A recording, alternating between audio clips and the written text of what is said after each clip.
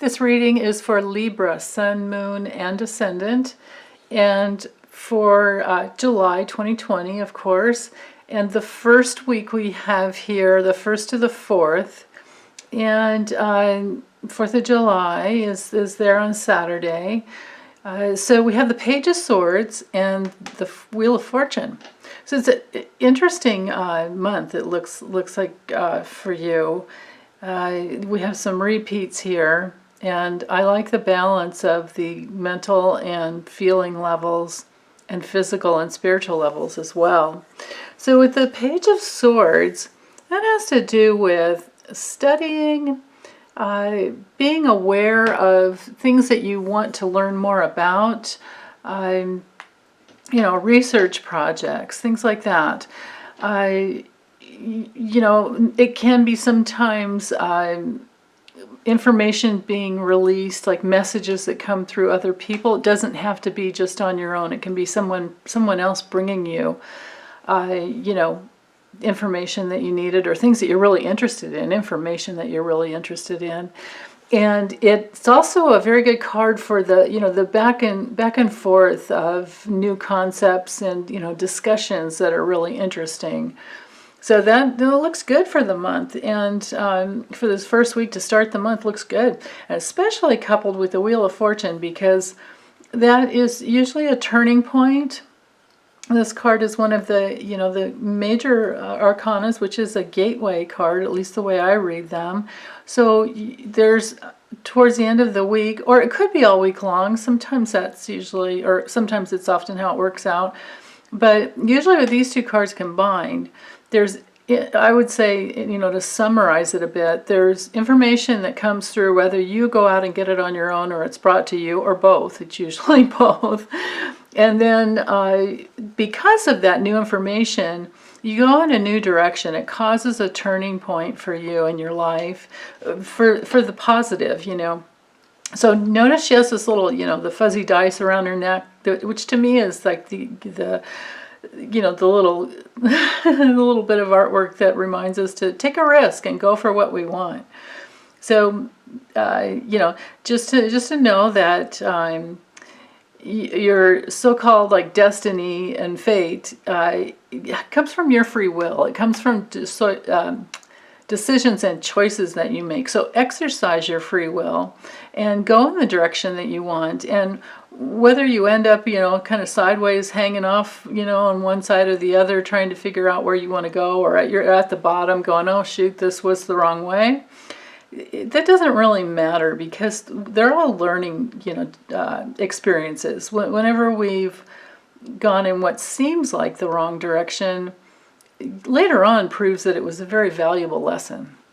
So, but I don't see any difficulty with this here, especially because you're in the stage of gathering with the Page of Swords. You're in the stage of gathering information to help you make the decision, to exercise your free will, to create the turning point, and to create the change in your life that you want to have happen.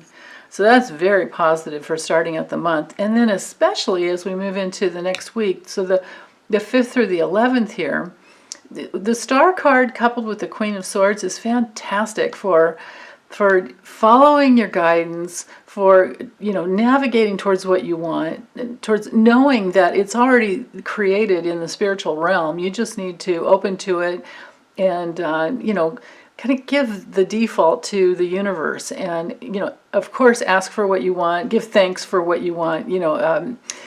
The most effective intention and prayer work comes from sitting in the gratitude of already having it, and feeling it, and visualizing it, and then giving thanks, of course, that you already have it. Sit in that experience in your meditations of already having it, and it won't be long before you will.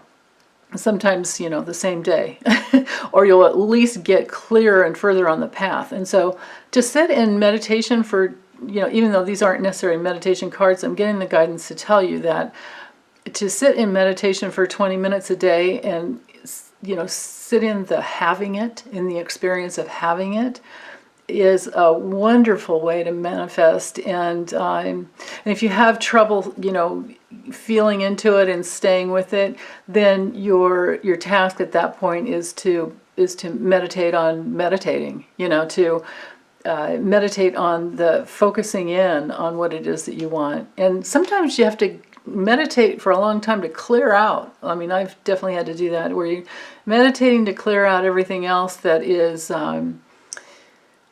distracting you. And so sometimes it's helpful to have a notepad by your, by your side, so that you can, well, I usually just have it on my lap and I take notes when I get the guidance. But if you're at the stage before you get the guidance, what happens is you will be releasing everything that's in the way of getting the guidance. It's just how it works. So you can, have the notepad, and if you go inside and you're breathing and you're relaxing and you're coming into your body and you're relaxing and breathing more and you're opening to your spirit, a lot of times what will come in is your mind will say, oh, I forgot to do this. Oh, I forgot, because you're finally stopping and connecting in with yourself. And if they are things that are really important that you're afraid that you'll forget, just write them down really quick and then let it go. And so if, the first 5 or 10 minutes turns into just making a list of what you need to accomplish or don't forget for the day or the week, then fine, so be it. But just keep at it. Keep at that 20 minutes a day, and it'll probably turn into more. If you can give yourself an hour a day, you will do such good, you'll create such good progress in your life. So getting into that, meditation within you, knowing that the star is within you, the stardust is within all of us. We are made of stardust. And all of the, the life forces, the soul substances, forces of love, just everything that you are, the spiritual fluids are all within. And to know that, and then to move clearly in the direction that you want to go. And this is especially emphasized this month for you because you have the Queen of Swords twice. Wow. And then the Queen of Cups and King of Cups together. These are very powerful forces for getting clear of what you want with the Queen of Swords. So I'll just say this for both weeks, but I'll try to combine the two, because I see that this, these two cards go together so well for meditation. I guess that's where I was picking that up. And then these two go so well for meditation, or for moving forward from the guidance of which you received in meditation. So you have it here, you have it here, you have it here, you have it here. I mean, this is, I would say, if you accomplish anything this month, make sure you meditate on what you want and get really clear on what you want. The Queen of Swords will help you with that. That energy and consciousness is one of the most beautiful in releasing the painful past if you need to. She's clear of the painful past, actually. And as well as the Queen of Cups. But if there's any more work, like let's say there's obstacles into getting what you want. Let's say this week you're really gathering information to make the changes and go towards what you want. And then the second week you're meditating and you're clearing out the old, and you're clearing out the old again, and then you can focus at some point you can focus on what it is that you really want. Within this third week here, from the 12th to the 18th, it looks like there's a shift to where you can not only focus on what you want, and you're clear, but you can feel it. And you can sit in having the feeling, the experience, the absolute feeling experience of having it. And when you do that, sometimes it just takes, like a minute or less of having the experience of having it to actually bring it down into your life. So I think that this third week here, you'll have more encouragement to keep going, to keep focusing, and see the big vision. And with this card, now normally in the traditional Rider-Waite deck, there are butterflies all over her throne and her crown. And in some decks, there's even like butterflies in the air. So I never forget that. And, it's unfortunate it's not here, but I will just always remember that this card is very transformational. It transforms the emotional body. When you have this card deeply within your being, you are at the place where you have transformed emotional reactive material, and you're now clear. And that only comes through going through your pain, through opening up and surrendering to your pain, which is what the Queen of Cups is all about. And then because of the emotional purification work that you can do, then what happens is your feelings are very trustworthy, and they will guide you in your life, and you will have experiences over and over again of just your intuition guiding you in the right direction, or knowing to not go in a certain direction. Your body will be open and much more sensitive. That both the Queen and the King of Cups are highly sensitive, beings. So we all have these, all these forces within us. So I think that this third week here, you'll get more and more clear and more sensitive. So that's beautiful. Now in the fourth week, we have from the 19th to the 25th, we have the Nine of Wands and of course the King of Cups. With the Nine of Wands, this is one of the cards that indicates you've been working really hard, and a lot of energy has come at you, and you can sometimes be in a little bit of a defended place, but it's actually a card I see it as being one of the little gateways that says just keep going, just persevere, don't give up. But also another way I could read these two together in combination is that the message could very well be there's nothing within you, because of all of this that's coming through. There's nothing within you that you need to defend against, to resist. We do not need to resist anything that comes up from within. Our task is to identify it, but know that it's not who we really are, if there's any distortions that are coming up. So a lot of times we can be in a defensive stance against life or others. Life includes everyone. So if that's happening, just know that you don't really need to do that. You definitely don't resist it coming up. But then when you're feeling defended about life, that's when you can bring it in and check in with your emotional body and see, like, well, where does this come from? Because the King of Cups is all about emotional intelligence. I mean, these two together are just, beautiful. It's almost like the divine feminine and divine masculine of the emotional body, and when it's clear, right? So if there's any defenses that come up around your feelings, around feeling anything and processing it through, just breathe with it. Just identify it. Take notes that, oh, okay, this is happening. So that's where you can question, where did it come from? Where did I decide that was true when it isn't? If you're in a misconception, if you're in a false belief, and you're resisting, going in deeper and feeling the pain around it, there's no reason to do that. Because as you do that and you process it through, and you question the false belief from all the different angles, then you literally dissolve that that image, that false belief that's been holding you hostage. And you can free it and clear it, just like the water clears out here, just like the waves roll up in the ocean and then roll back out, you can just be with it and let it go. But it takes a lot of work to get there. So I think that's what this card is about, that just the reminder that, yeah, it's work, but you do it little by little. You'll never be given more than you can handle. It's not. It's just the defense and the repression of feelings that causes problems.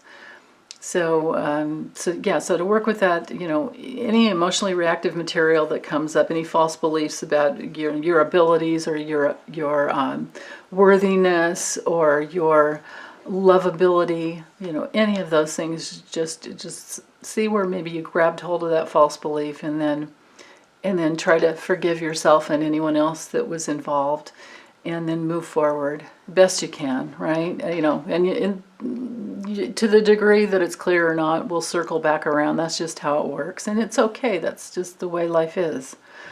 So now with the last week here, from the 26th through the 31st of July, we have the Ten of Wands and the Page of Pentacles. So this is interesting, an interesting combination, especially to have these two together, you know, in the natural sequence. So with the Ten of Wands, you know, she's worked. The work has, you know, been happening. And in this, the Nine of Wands, she's kind of tired usually. That's why the defensiveness comes in. It's kind of like, how long can I do this?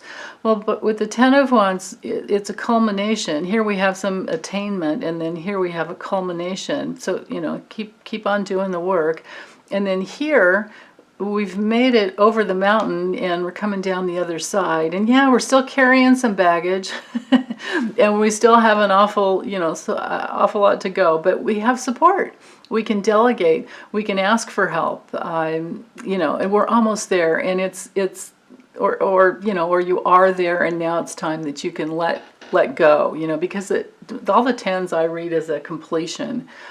So I know other people read this card differently as burdens and oppression and all that. So on the lower levels, maybe that could be true. Like if there are any burdens that you're aware of that you need to let go of course. But on the higher levels, I see it as, you know, mission accomplished. Good job. You know, pat yourself on the back. And then especially with the Page of Pentacles, because the Wands are always about our spirit. So your spirit got you, you know, through it and up and over the mountain, and now you're walking out clear to the other side and you can let go. And now with the Page of Pentacles, that's some, you know, either some messages that come through to help you with your material reality, with finances, with health, with resources, your values. That's, you know, everything that the Pentacles rules. So within that realm, you're balanced and centered, and you can ground something in even more deeply than you had before. And I believe that the Page of Pentacles will probably come through some, you know, people that will give you ideas, or, you know, we have 2 pages here. So these are ideas, and then these are the practical people that want to help. So the message with these two combined would be, you know, to delegate and drop whatever you don't need to carry anymore. Definitely let go of whatever baggage, right? Because especially with all this work here, you know, baggage time is gone, and now it's time to receive some help. Now it's time to, you know, delegate, have some support. If you're an older person and you need some help, find some younger people. The pages are always about younger people, but they can definitely be, if it's not a younger person and you want to work with someone your own age, that's awesome too, or any age, doesn't matter. Whoever's, you know, good for the job, whoever you know, can gel with. And but mostly the pages are, you know, new types of situations. You know, it's either younger people or new situations or messages, information. But in the Pentacles, we're dealing with, you know, physical support. So that's beautiful. I like seeing that. This might be like something to do with like new investments even. But new ways of, you know, getting yourself to a more stable place, if that's something that you need to work on. So it's either, this month I see as a summary as being either an emotional, you know, release type of month, and emotional maturing, purification, clearing, a month where a lot of emotional intelligence can come through you, and you have a new sense of yourself because of that, which is beautiful. And then it leads you into manifesting in a whole new way. So that's, what a wonderful month. I can't wait to hear how it went for you. So yeah, drop me a line in the comment section, or email me if you'd like to, you know, let me know privately.